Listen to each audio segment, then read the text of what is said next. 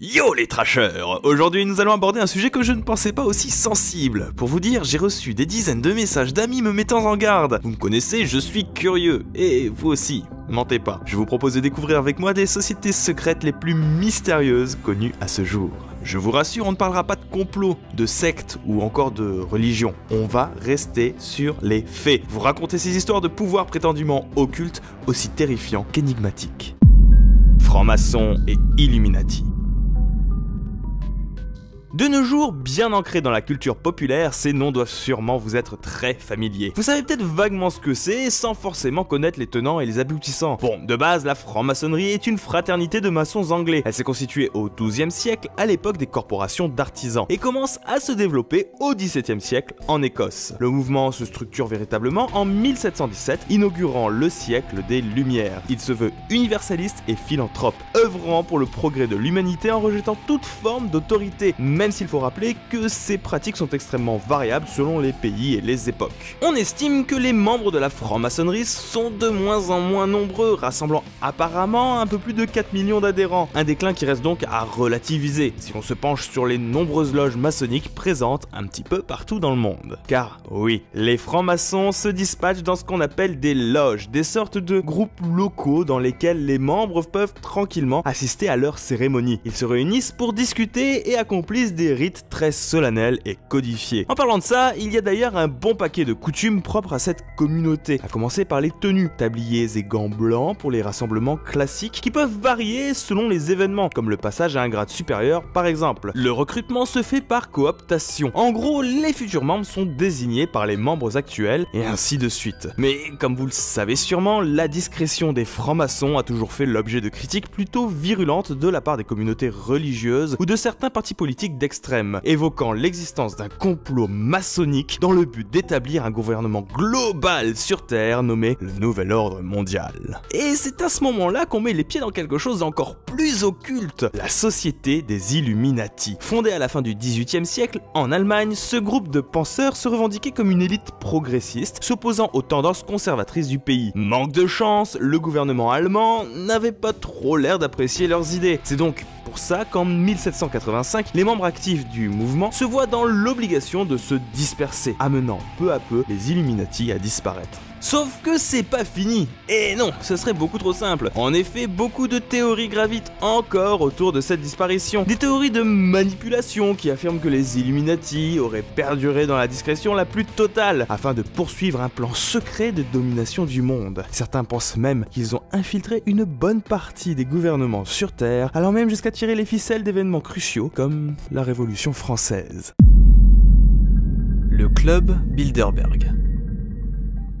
Dans les années 50, la course à l'armement et aux nouvelles technologies fait rage entre les États-Unis et le bloc soviétique. C'est ce qu'on appelle plus communément la guerre froide, qui verra ses tensions s'atténuer à la fin du XXe siècle. Durant cette période, les idéologies s'affrontent tout naturellement, notamment en Europe de l'Ouest, prise en tenaille au sein du conflit. Inquiets de la montée de l'anti-américanisme dans cette zone, deux diplomates polonais du nom de Joseph Ratzinger et Andrew Nielsen vont avoir une idée assez particulière. Constituer un club international où les dirigeants européens et nord-américains pourraient se réunir en vue de coopération économique, politique et militaire. Le projet voit rallier à sa cause de nombreuses personnalités, issues de sociétés civiles ou de gouvernements. Et c'est ainsi que du 29 au 31 mai 1954 est organisée la première réunion à l'hôtel Bilderberg d'Oosterbeek aux Pays-Bas. L'organisation sur place est juste super stricte, interdiction de sortir de la résidence ou de venir accompagner. Vous aurez compris que le projet est confidentiel. Les membres se donnent rendez-vous chaque année pour cette réunion, toujours dans un endroit révélé au dernier instant. Et il y a bien sûr des participants ponctuels invités par le président du comité en personne. Et Cocorico, ce président, il est français. En effet, depuis 2012, c'est Henri de Castres, le PDG d'AXA,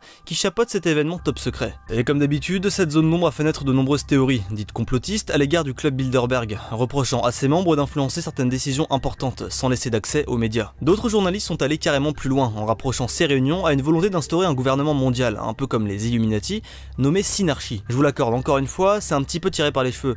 Sauf que, pour le coup, cette hypothèse a été affirmée 40 ans plus tard par Denis Hailey, l'un des premiers conférenciers de Bilderberg. Selon lui et ses confrères, la création d'une communauté unique était clairement un projet intéressant. Comme quoi, on n'est jamais au bout de nos surprises.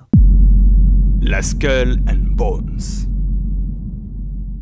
Aussi connue sous le nom de Chapitre 322 ou Fraternité de la Mort, la Skull and Bones est une société secrète étudiante fondée à Yale, une université prestigieuse du Connecticut. Source d'inspiration d'un certain nombre de communautés à travers les États-Unis, sa réputation du réseau d'élite n'est clairement plus à faire. Mais pour vous aider à y voir un petit peu plus clair, il faut d'abord resituer le contexte. Tout commence en 1832 avec William Huntington Russell, un jeune américain parti bosser en Allemagne où les sociétés secrètes étudiantes sont en quelque sorte une spécialité. Le gars décide alors dès son arrivée à Yale d'importer le concept et de le concrétiser avec 14 autres élèves. Les idéaux mis en valeur sont assez simples à comprendre. Bizutage, élitisme et fraternité. Il suffit de faire partie des 15 bisus sélectionnés chaque année afin de devenir un Bonesman et toucher une potentielle prime d'entrée. Mais la renommée des Skull and Bones est surtout due aux personnalités qui y ont gardé des liens forts. Le fondateur de FedEx, Frederick Smith, l'économiste d'Obama, Austin Goolsbee, ou encore l'ex-président George W. Bush. Et c'est là que vous allez me dire, oh là là, en fait,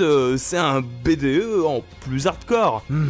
Mystérieux est un terme plus approprié, et c'est d'ailleurs pour cela que nous avons décidé d'en parler. En effet, nombreux sont les secrets encore gardés précieusement par les Bonesmen, ces membres ultra discrets. Du coup, les hypothèses et théories se multiplient, à commencer par la symbolique de leur logo, une tête de mort accompagnée du nombre 322. Certains feraient le lien avec le chapitre 322 de l'ordre des Illuminati, ou bien encore la mort de l'orateur Démosthène en 322 avant Jésus-Christ. Dites-vous que le nombre est si mystérieux qu'un étudiant, apparemment sans lien avec Skull and Bones, aurait fait une donation de 322 000 $ à la société. Et ouais, ça fait beaucoup. Après, il y a bien sûr leur quartier général qui continue d'intriguer les curieux. Le témoignage d'étudiants entrés par effraction à l'intérieur est une des seules sources probables, avec les quelques photos officielles prises lors de cérémonies. Ils y auraient aperçu des gravures morbides avec des crânes humains. On raconte même que Prescott, le grand-père de George Bush, aurait déterré le cadavre du chef Apache Geronimo pour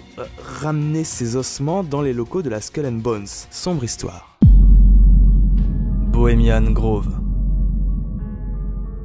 Bon, il est temps de s'attaquer maintenant à une organisation qui a beaucoup fait parler d'elle, le Bohemian Grove. Rassemblant plusieurs milliers de membres, cette société secrète a été fondée en 1872 par 5 journalistes californiens qui se sont d'ailleurs fait virer par la suite. Eh ouais, pas de bol. Tout comme Bilderberg, Bohemian Grove est un club d'élite, plein à craquer d'hommes influents qui se réunissent là-bas tous les 2 ans dans une immense propriété privée. Et ce qu'ils y font n'est pas tellement conventionnel. Si l'on met de côté les discours et spectacles qui y sont donnés, les réunions sont un poil étrange. Comme la célébration du Cremation of Care, qui reprend des codes druidiques et babyloniens. Pendant le rituel, pas de véritable maître de cérémonie, mais un haut-parleur installé derrière un hibou en ciment de plus de 12 mètres. Le tout suivi d'un grand bûcher dans lequel ils font cramer un enfant. Bon, je vous rassure, c'est un faux, mais ça a quand même le mérite d'être assez glauque. D'ailleurs, toutes ces infos viennent d'un témoignage d'Alex Jones, un animateur que vous connaissez peut-être, puisqu'il a une chaîne de plus de 2 millions d'abonnés sur YouTube. Le gars s'est carrément infiltré sur les lieux pour y tourner un documentaire. Ces extraits ont fait le tour du monde, ce qui a attisé, comme d'habitude, les doutes de la population. Certains affirment que c'est lors d'un rassemblement des membres de Bohemian Grove qu'est né le projet Manhattan, à l'origine de la bombe atomique. Enfin bref, Bohemian Grove est une société secrète qui, à l'instar du club Bilderberg, rassemble un bon paquet de personnalités majeures. Et comme les médias n'y sont pas conviés, les rumeurs fusent.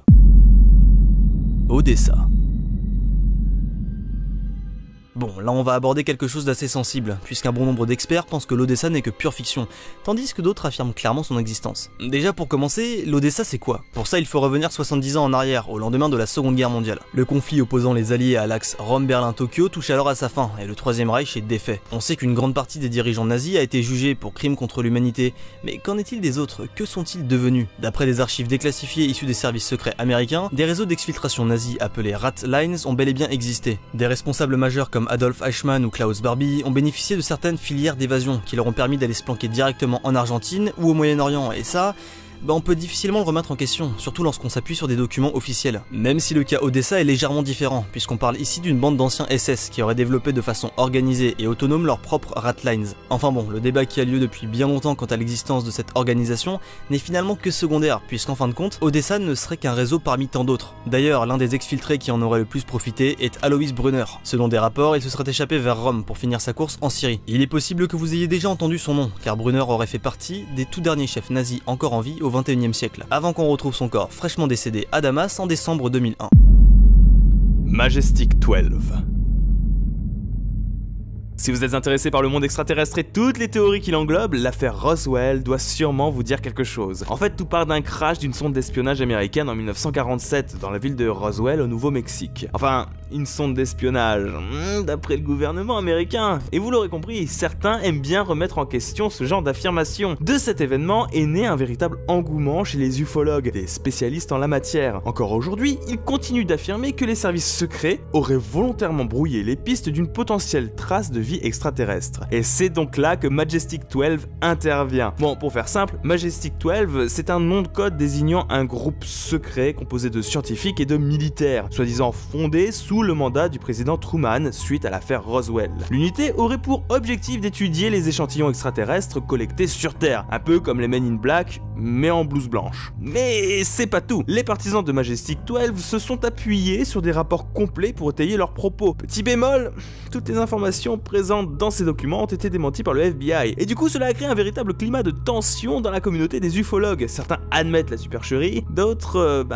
crient à la censure. Qui a raison? Qui a tort? À mon avis, on n'est pas près de le savoir. Qu'elles existent ou n'existent pas, on ne peut pas nier que ces sociétés secrètes ont une histoire passionnante. À ce titre, je vous conseille l'excellent film Eyes Wide Shut de Stanley Kubrick. De quoi nourrir votre passion pour les choses occultes et mystérieuses. Pourtant, aujourd'hui, y croire à ces choses est devenu un enjeu politique. Voilà quelques années que le gouvernement français a lancé une grande campagne de sensibilisation contre le complotisme. Kevin Razi en guest d'un show, campagne d'affichage et même intervention dans les écoles. Le président de la République lui-même en a parlé, ce qui a paradoxalement nourrit le fantasme d'une censure. Pourtant, le complotisme a des effets bien réels. Il peut conduire à l'isolement des individus et nourrir des comportements violents. Certains experts pointent son rôle déterminant dans la montée de Daesh ou la victoire de Donald Trump, sans aller jusqu'à comparer les deux, toute raison gardée. Le débat est houleux. Pourtant, je pense à titre personnel que le problème du complot, c'est que personne ne parle des choses concrètes. Dire que les sociétés secrètes n'existent pas est faux, au même titre qu'elles n'expliquent pas tous les malheurs du monde. Rien de délirant à s'imaginer des gens se regroupant pour être plus influents. On le fait tous,